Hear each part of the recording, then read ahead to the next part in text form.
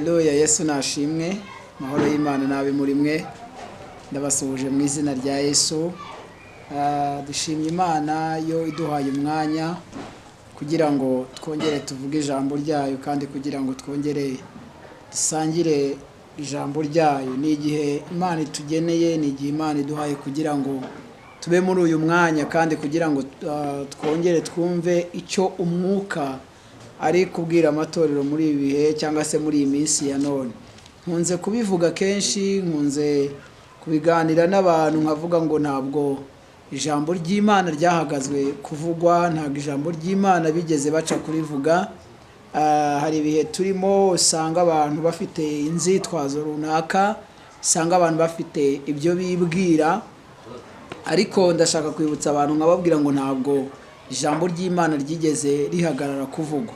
Iyo mpamvu rero tugarutse kandi kugira ngo wongere tuvuge kuri iri jambo. Nkunze kubivuga nkavuga ngo ijambo niryo ritubeshejeho, ijambo niryo ritumye abantu benshi bariho. Iyo usomye Yohana arimo yandika mu gice cya mbere, yahanditse ijambo rikomeye, aravuga ngo mbere na mbere hariho jambo. Aravuga ngo kandi ijambo uwo yahoranye n'Imana, aravuga ngo kandi yari mu isi ndetse niwe wayiremye.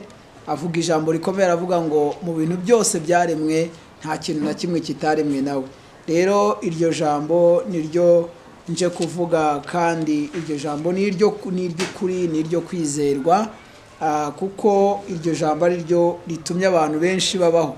Ndashimiye Imana rero impaye uyu mwanya kugira ngo twongere tuganire ku ijambo ry'Imana. Ndagira ngo tudatinze dusenga Imana, hanyuma twumve ijambo ryayo, cyangwa se twumve icyo umwuka abwira amatorero. Data, mu izina rya Yesu, Imana y'imbaraga nyinshi, Imana y'ubutware n'ubushobozi, ndagushimiye, ndaguhimbaje, kandi nguhaye icyubahiro kuko wongeye kutwemerera kongera kuvuga izina ryawe. Nyemerera Mwami, muri iri jambo ube arimwo ucamo kugira ngo ukize imitima ya benshi, kandi muri iri jambo ube arimwo ucamo kugira ngo uruhura abarushye. Nyemerera rero uzubane natwe, turaritse Mwuka Wera kugira ngo abane natwe muri iri jambo mu izina rya Yesu, amen. Imana ibahe umugisha. Ni munyemerere dusome ijambo ry'Imana. Dusome ijambo ry'Imana, ni ijambo dusanga mu gitabo cy'Itangiriro.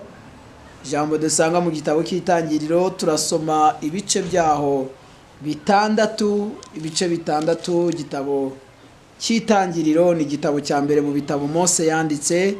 Turasoma ibice bitandatu, hanyuma muranyemerera dusome umurongo wa 14, ariko kandi dusimbuke dusome 16.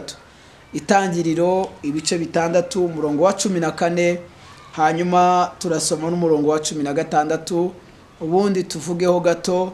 Muririmbyi yararirimbye aravuga ngo ntabwo twabivuga ngo tubirangize, aravuga ngo tubivugaho agace, ariko ni nayo mpamvu nanjye ngiye kuvugaho agace, hanyuma ibisigaye umwuka w'Imana aragenda akora imirimo, kandi aragenda akora icyo agomba gukora. Imana ibahe umugisha. Nimureke dusome Itangiriro ibice bitandatu, umurongo wa 14, turasoma na 16. Hari ijambo rivuze gutya ngo nuko rero wibarize inkuge mu giti cyitwa goferi, ugabanyemo ibyumba, uyihome imbere n'inyuma, uyihomeshe ubushishi imbere n'inyuma. Reka nsubiremo uyu murongo. Haranditse ngo nuko rero wibarize inkuge mu giti cyitwa goferu, ugabanyemo ibyumba, uyihomeshe ubushishi imbere n'inyuma. 16. Hari ijambo rivuze ngo kandi uzacemo idirishya rizaba irya mukono umwe, nuyirangiza hejuru umuryango umwe, nuyirangiza hejuru umuryango umwe. Reka dusubiremo 16. Hari ijambo rivuze ngo kandi uzacemo idirishya rizaba irya mukono umwe, nuyirangiza hejuru umuryango w'inkuge, uzawushyire mu rubavu rwayo, uzashyiremo amazu iyo hasi n'iya kabiri hejuru yayo n'iya gatatu. Imana ibahe umugisha. Naho ngaho tugiye kuganiraho mu mwanya utarambiranye, hanyuma twumve icyo umwuka ari kuvugana natwe. Imana ibaha umugisha. Nitwa LEGIS. Ndashimira Imana ko yongeye ko mu mwanya kurica no kugira ngo tuvuge ijambo ry'Imana. Hanyuma muri uyu mwanya nzanye ijambo rivuga ngo cyangwa se ijambo rifite umutwe uvuga ngo ni gute wahomye. Wahomye gute? Wahomye gute cyangwa se wahomye mu buhe buryo? Guhoma nicyo kintu ushaka kuvugaho. Guhoma ni gute wahomye cyangwa se wahomye mu buhe buryo? Abantu benshi cyane abanyarwanda muzi guhoma icyo ari cyo. Rimwe na rimwe guhoma hari igihe biterwa n'ahantu hapfumutse cyangwa se ahantu hahomotse bikaba ngombwa yuko uhahoma. Rero nje kukubaza ngo wahomye gute cyangwa se urimo urahoma gute muri ibi bihe? Mbibutse ko iyo ahantu hadahomye ibintu byose birinjira. Iyo ahantu hadahomye ari umuvu utembye urinjira. Iyo ahantu hadahomye mbese buri kantu kose udusimba twinjira ahantu hadahomye. Nje kukubaza ngo wahomye gute? Ni gute wahomye? Wahomye mu buhe buryo? Imana ibaha umugisha. Niryo jambo tugiye kuganiraho. Nawe wibaze, nanjye ndimo nkubaza, nanjye nibaze ni gute wahomye, urimo urahoma mu buhe buryo? Bibiliya ivuze ijambo ryiza. Ivuze ijambo ryiza, ni ijambo rijyanye n'ibihe turimo, rijyanye na sezo cyangwa se rijyanye n'ibihe turimo tugenda twinjiramo. Ni ibihe bikomeye. Wakwibaza ngo ibyo bihe ni ibi? Jo bundi Paulo aherutse kwandikira Timoteyo mu rwandiko rwa kabiri yamwandikiye mu bice 3, aramubwira ngo umenye ko mu minsi y'imperuka hazabaho ibihe birushya. Aramubwira ngo kandi ubwo abantu bazaba bikunda badakunda n'abadakunda n'ababo, ngo birarira, bibona, bikakaza. Amubwira amagambo akomeye. Aramubwira ngo abo bantu bazaba bakunze kumva ibibanezeza aho gukunda Imana. Ibyo nibyo bihe turimo rero, nibyo bihe dusohoyemo. Niyo mpamvu rimwe na rimwe iyo ugiye ku mbuga nkoranyambaga cyangwa se ukajya kuri aya macano, kuri za YouTube, ukagenda ureba, usanga ibintu twakwita ko ari bitubahisha Imana, ari byo bintu birimo bikurikiranwa cyane. Ariko ugasanga ijambo ry'Imana, ugasanga inkuru zivuga ku Mana ntago abantu bazitaho. Ni ukubera iki? Ni iyihe mpamvu? Impamvu nta yindi ni uko abantu bakunze kumva ibibanezeza aho gukunda Imana. Yaramwandikiye aravuga ngo abantu bazigwiriza abigisha ngo bahwanye nuko bifuza n'irari ryabo. Nubwo buryo rero, ariko ndashaka kuvuga iri jambo, mvuge ngo wahomye gute? Wahomye gute cyangwa se urimo urahoma mu buhe buryo? Niryo jambo nzanye. Bibiliya ivuze iki? Bibiliya itubwiye inkuru z'umugabo witwa Nowa. Uyu nguyu Nowa, iki cyari igihe Imana y'ubwayo yicaye mu ijuru ryayo ryera, ngo yitegereje mu isi, ireba uburyo abantu babayeho, ireba uburyo abantu barimo bakora, ireba uburyo abantu barimo bagendamo. Ngo ibitegereje, irebye imikorere y'abantu, irebye inzira z'abantu, irebye ibyo abantu babamo, ngo Imana isanga ari ibintu bibi cyane, isanga ari ibintu biyihangayikishije, isanga ari ibintu biteye ubwoba. Bibiliya iravuga ngo Imana ngo yicuza, igera ku rwego yicuza. Iyo turebye mu mateka, iyo turebye dusanga nta kindi kintu Imana yigeze ishyiraho cyangwa se irema ngo igere ku rwego yicuza uretse umuntu. Imana irebye ngo uburyo abantu bakoze, irebye uburyo abantu barimo bakoramo, ngo iricuza, ngo biyitera, Bibiliya bavuga ngo biyitera agahinda mu mutima, ngo iricuza, yicuza ko yaremye umuntu. Imaze kwicuza, ngo irebye ikora imibare. Nababwiye ko Imana ari inyamibare, ikora imibare, iravuga ngo aho kugira ngo abantu bazakomeze kuba muri ibi ngibi, bazakomeze kwitwara uko bashaka, bazakomeze gutuma nicuza, bishatse kuvuga ngo niko yari ishatse kuvuga, aho kugira ngo bazakomeze babatume simbe nicuza, ifata umwanzuro. Hari igihe kijya kigera Imana igafata umwanzuro. Mama, hari igihe kijya kigera Imana igafata umwanzuro, cyane cyane iyo hari ibintu irimo ireba ikabona ibyo bintu birayihangayikije, ikabona biteye agahinda, ikabona biteye umubabaro. Ibi bintu bijya bituma Imana ifata umwanzuro ikavuga ngo ibi ngibi nkwiriye kubikora muri ubu buryo. Bibiliya ivuga iki? Ngo Imana yicaye mu ijuru, ngo irareba ifata umwanzuro, ngo iravuga ngo njyewe nk'Imana ngiye gufata umwanzuro. Iravuga ngo ngiye gufata isi, fata abantu bayirimo nindangiza mbarimbure. Niko Bibiliya ivuga. Iravuga ngo nzarimbura isi, ndimbura abantu naremye. Irabihamya, iteraho kashe, iravuga ngo nkwiriye kubikora gutya. Ariko yicaye mu ijuru ryayo ryera ngo yitegereze mu isi. Umunyarwanda yaravuze ngo ntabapfira gushira.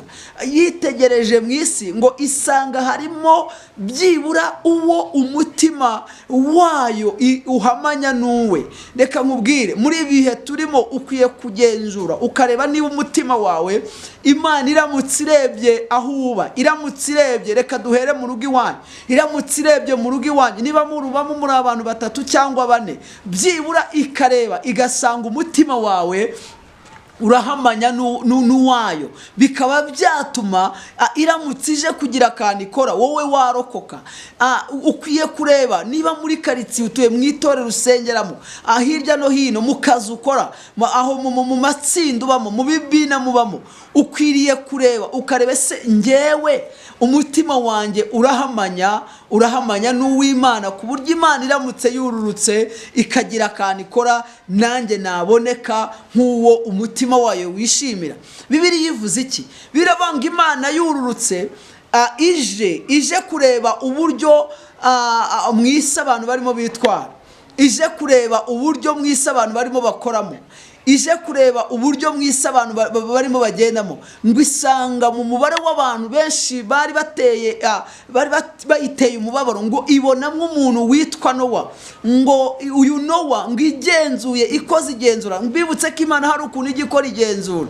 N'ubu turi kuvugana Imana irimo irakora igenzura. Ntago wabimbwira, ariko ndabizi ko irimo ikora igenzura. Rimwe na rimwe hari ukuntu ujya kumva ijambo, Bibiliya yakoresheje ijambo ngo nugucumita, ukumva ijambo rigucumise mu mutima, ukumva riri gukozeho.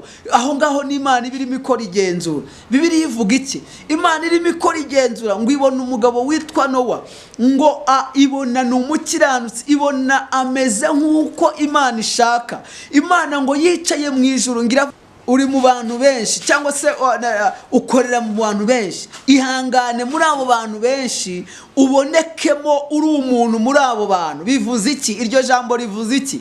Bivuze guhagarara mu bantu benshi niyo baba batanejeje Imana, ariko wowe ubwawe ukaba uri umuntu unejeje Imana. Imana ihabwa icyubahiro. Bibiliya iravuga ngo Imana yitegereje mu isi, irebye isanga Nowa, isanga niwe muntu ufite umutima umeze nk'uko ishaka. Ivuga ijambo rikomeye, iravuga ngo kuva uyu nguyu umubonye nta kibazo, nubwo yaba uyu nguyu nta kintu bitwaye. Reka nkubwire musore unkurikiranye, nkubwire mupapa unkurikiranye, mama unkurikiranye, nkubwire ngo niyo yaba ari wowe Imana irimo ibona muri karitsiye iwanyu, aho ngaho uba, mu gipangu ubamo, aho ngaho ukodesha, aho ngaho utuye, niyo yaba ari wowe Imana irimo ibonamo wenyine, nta kintu byayitwara, kuko yabibonye uwo uhamanya umutima wayo uhamanya n'uwayo. Imana ishimwe. Bibiliya ivuga iki? Birabanga Imana yitegereje ibona Nowa, ngita ikora imibare, iravuga ngo nkwiriye kururuka nkaza nkasanga Nowa, nkagenda nkamuburira, nkamubwira ibyo ngiye gukora, nkamubwira ibyenda kuba, nkamubwira ibyo nenda gukorera isi. Birambwira ngo Imana ihita ituma kuri Nowa, imutumaho ijambo rikomeye, ngo iramubwira ngo Nowa we, ni wowe nabonye muri iyi si, ni wowe nabonye ukiranuka, ni wowe nabonye ufite umutima unejeje. None hari akantu ngiye gukora. Reka mvuge ibi bintu. Imana hari akantu igiye gukora, kandi Imana aka kantu igiye gukora, ndagira ngo mbabwire ngo izagakora uko yagapanze nuko yabishatse. Rero ndagira ngo ntuzaboneke mu bantu Imana izashyira ku ruhande, ahubwo uzaboneke mu bantu bomatanye. Ndakoresha iri jambo rivuga komatana, bomatanye n'Imana, kuko Imana irashaka abantu bafite umutima ujyanye nuko ishaka. Bibiliya ivuga iki? Imana iza kwa Nowa ngo iramubwira ngo Nowa we, noneho kuva nje gukora akantu wowe ngiye kukuburira. Imubwira amagambo akomeye, iramubwira ngo genda ujye mu ishyamba, imurangira n'ishyamba yagombaga kujyamo iryo ari ryo. Iramubwira ngo iri shyamba nurigeramo uzasanga muri iri shyamba harimo ibiti byinshi, uzasanga harimo ibiti bitandukanye, uzasangamo gereveriya, uzasangamo sipure, uzasangamo marideni, uzasangamo, imubwira ibiti bitandukanye. Iramubwira ngo ariko muri iryo shyamba uzasangamo ikindi giti, imubwira izina ryacyo. Iramubwira ngo iki giti ni igiti gikomeye, ni igiti umuntu yakoresha iby'umumaro. Iramubwira ngo iki giti cyitwa gofero. Iramubwira ngo iki giti nukibona si igiti cyo gutwikamo amakara, si igiti cyo kubazamo imbaho, si igiti cyo gukoramo ibikoresho bisanzwe. Iramubwira ngo iki giti nukibona, iki gofero, ntuzacyitiranye n'ibindi biti, ahubwo uzagiteme neza, ukijyane, nurangiza ukibazemo inkuge, kandi iyi nkuge uzabaza muri iki giti. Imubwira icyo nkundira Imana, iyo ije gukora ikintu, ikora ikintu uko yagipanze, iguha n'ibimenyetso, ikaguha n'inzira, ikaguha n'ibipimo uzakoresha. Iramubwira ngo iyi nkuge imuha ibipimo, imuha uburyo imiryango izaba imeze, imuha uburyo amadirishya azayakora, imubwira ibintu bikomeye. Iramubwira ngo iyi nkuge uzayibaze muri ubu buryo, hanyuma numara kuyibaza wowe ubwawe n'umuryango wawe muzabe arimwo mujyamo. Imaze kumubwira aya magambo, imubwira ijambo rikomeye riri mu magambo twasomye.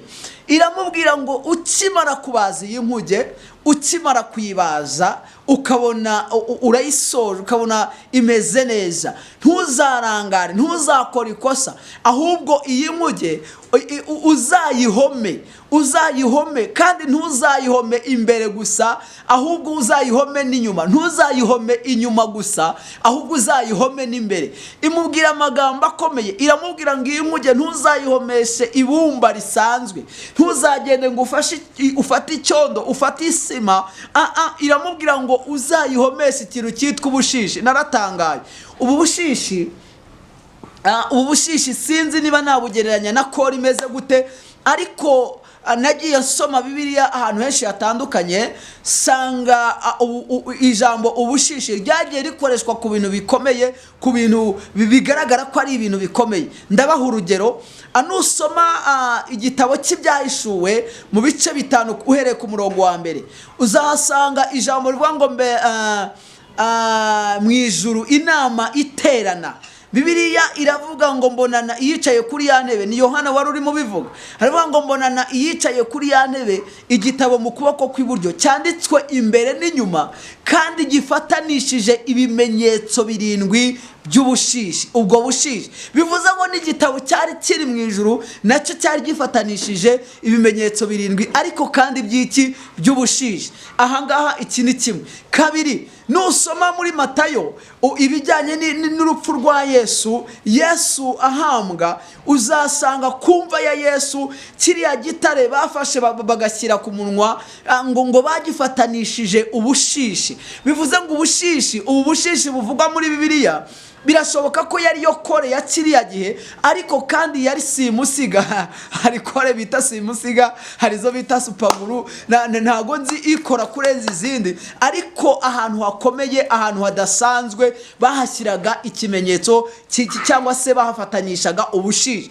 Ni nabwo rero Imana yabwiye Nowa, iramubwira ngo iyi nkuge numara kuyibaza ugiye kuyihoma, ntuzayihomesha ibindi bintu, ntuzafate ibintu bidakomeye, ahubwo uzahoma imbere n'inyuma kandi uyihomesha ubushishi. Nazanye ijambo rivuga ngo wowe wahomye gute, cyangwa se urimo urahoma gute? Urimo urahoma gute mama, papa? Muri iyi minsi uri guhoma gute? Mbese uri guhoma gute? Mushiki wanjye urimo urahoma gute?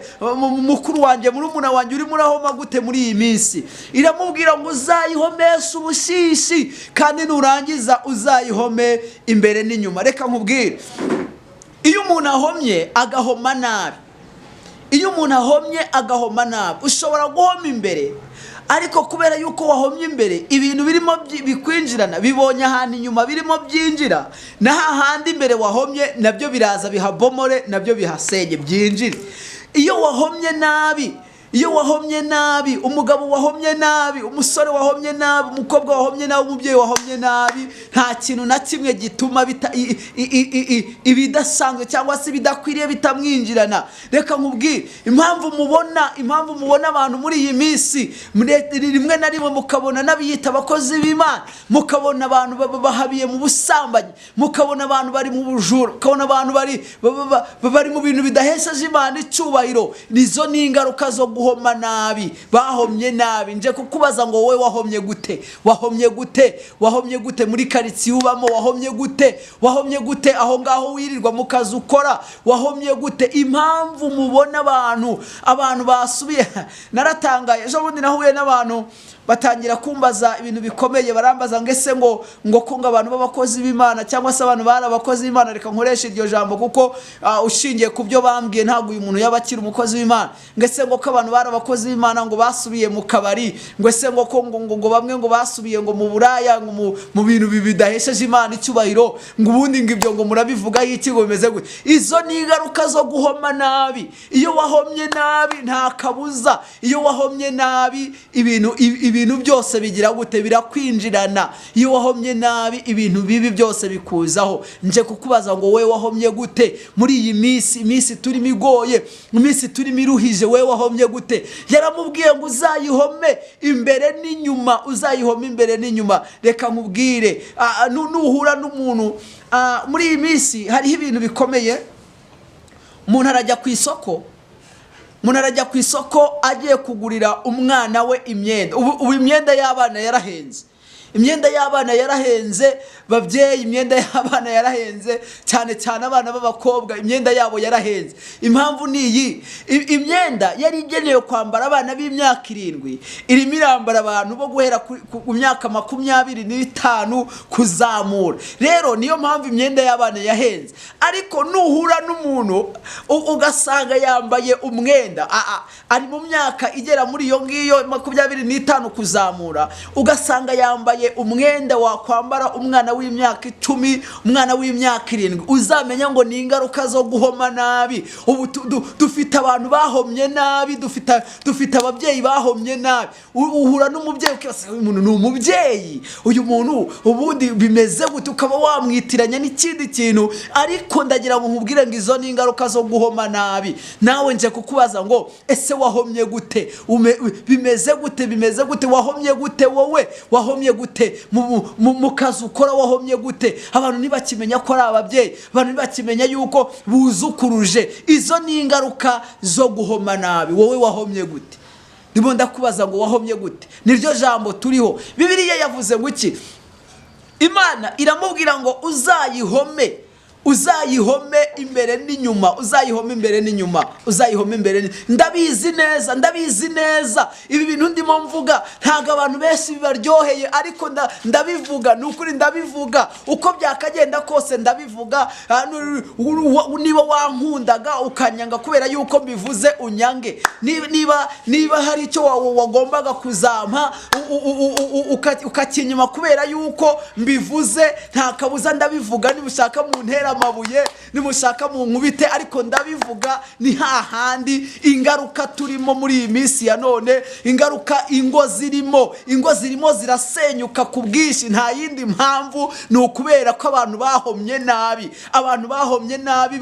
Birashoboka ushobora guhoma inyuma ariko imbere ntuhahome, wanahoma imbere ariko inyuma. Ariko inshuro nyinshi abantu bahoma imbere, inyuma ntibahahome. Niyo mpamvu uzasanga umuntu arimo akubwira ngo wamubwira ngo ariko ibi ntibikwiriye, akatubwira ngo agakiza ngo kaba imbere, agakiza ngo kaba mu mutima. Yes, reka mbyemere, uyu muntu yahomye hehe? Yahomye imbere. Ni nayo mpamvu arimo akubwira ngo agakiza ngo kaba mu mutima. Yahomye imbere ariko yibagiwe guhoma hehe? Yibagiwe guhoma inyuma. Ni nayo mpamvu ibiri inyuma bizaza bibomora ibiri imbere. Umwe we yaravuze ngo akuzuye umutima, ariko ubundi baba natubeshye. Ubundi gute? Niba imbere agakiza kaba ku mutima, umunyarwanda akaba yaravuze gusenga kuzuye umutima gasesekara. Kubera iki ibiri mu imbere ibyo byuzuye imbere, kubera iki bitasesekara inyuma? Ahubwo izo ni ingaruka zo guhoma nabi. Wewe wahomye gute? Ndabivuga uko byakagenda kose, uyu ni umwanya Imana impaye, nyemerera mbivuge wakwiziba amatwi uko byagenda kose. Ariko umuntu umwe we yaravuze ngo ijambo rimwe ku munyabwenge rirahagije. N'ubu ngubu aho wahere, nubwo wakumva ijambo ry'umunota umwe gusa byonyine, ndabizi neza yuko Mwuka Wera ari bugusange akakwereka aho wahomye, akakwereka nuko ukwiriye guhoma. Iramubwira ngo uzayihome imbere n'inyuma. Nurangiza kuyihoma imbere n'inyuma kandi ntuzayihomesha ibintu bisanzwe. Reka nkubwire, ushobora no kuba warahomye, reka mbyemere ko wahomye imbere n'inyuma rwose, waranahomye ukanahoma neza. Ariko se wahomesheje iki? Wahomesheje iki? Aho ni wasanga warahomesheje ishwagara. Abantu benshi ishwagara ngira ngo turarizi, n'abatarizi twarigeranya wenda n'igitaka kiba kidakomeye. Ubwo ni abantu bari mu bihugu wenda bitabamo ishwagara, ariko aba mu Rwanda ishwagara ngira ngo murarizi.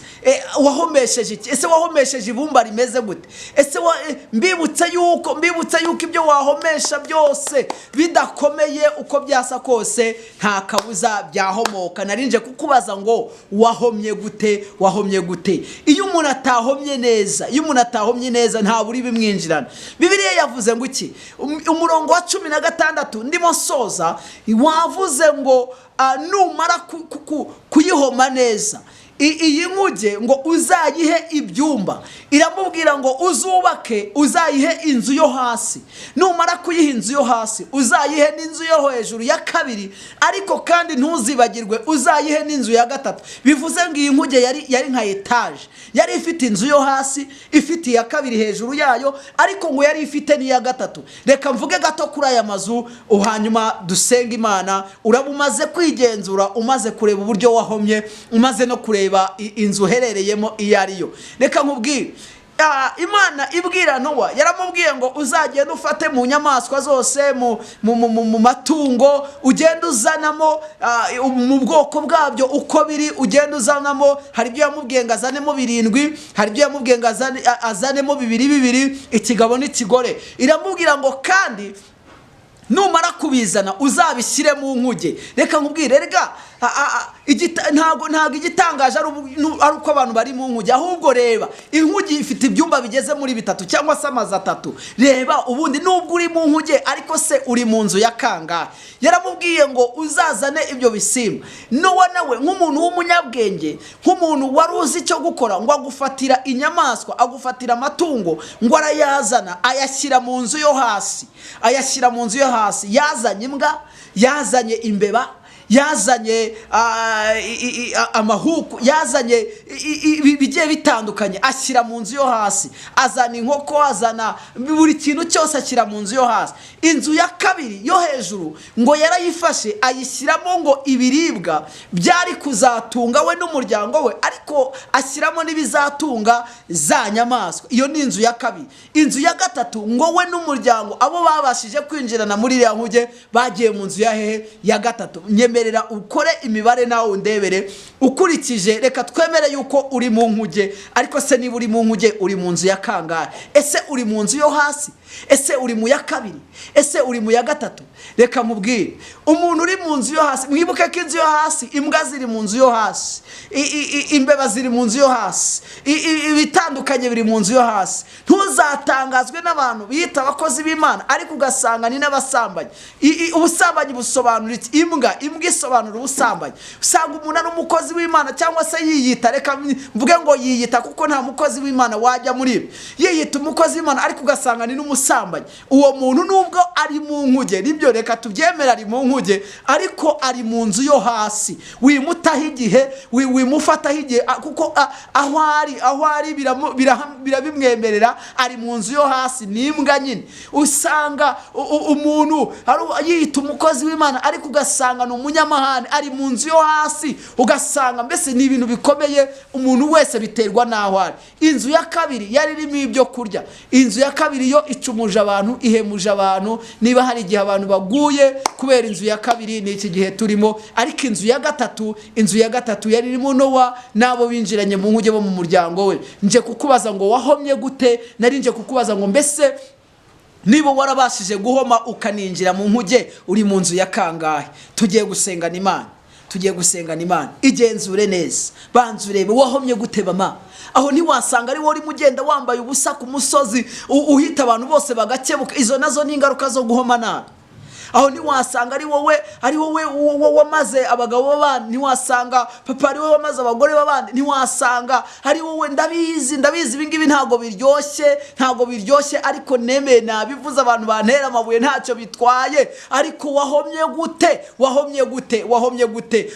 gute? Ari biryohereye umwuka arabifite yabiduha tukabivuga, ari byo kuguruka no kwitera hejuru, umwuka niwe ubigena, niwe ubitanga, yabiduha tukabivuga. Ariko ikimana haye kukubwira aka kanya irambwiye ngo nkubaze ngo wahomye gute? Iyo nkuge wayihomye gute? Ese ntiwaba warahomye imbere inyuma ukayihorera? Ntiwaba warahomye inyuma imbere ukayihorera? Igenzure neza urebe ikintu kikwemeza cyangwa se kikwereka yuko utahomye neza. Hanyuma dusenga n'Imana, ubwira Imana ngo Mana mpa guhoma neza kandi umpe guhomesha ubushishi. Wibuke iki kintu, guhoma ni kimwe, ariko no kugira icyo uhomesha ni iki. Ushobora guhoma ariko icyo wahomesheje kibaye kidakomeye, n'ubundi byaba bisa nkaho utahomye. Reka dusenga n'Imana. Zamura ikiganza cyawe aho uherereye. Ngewe sinkureba ariko Imana irakureba, kandi iyo ubwira, iyo wereka, niyo igena byose, ni nayo ishobora kuguha imbaraga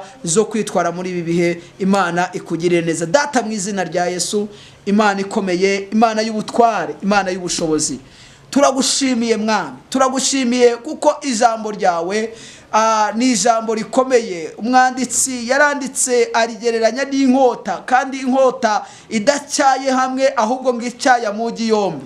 Byavuze ngo iryo jambo rimeze nk'inkota, ngo ribasha guhinguranya, rikagera imbere, rikagera mu mutima, rikagera mu maraso, rikagera mu mitsi, rikagera mu magufa, rigakuramo ibidafite umumaro, rikubaka ibifite umumaro. Nyemerera uyu muntu usenganye nanjye Mwami, amaze kwigenzura, arebye aho atahomye neza, mugirire neza, umuhe guhoma neza, ariko kandi umuhe no guhomesha ibikomeye, kugira ngo mubo ugiye kunyuraho, mubo ugiye kugira neza muri ibi bihe, bahomye neza kandi baba mu nzu yo hejuru, nawe umugirire neza mu izina rya Yesu.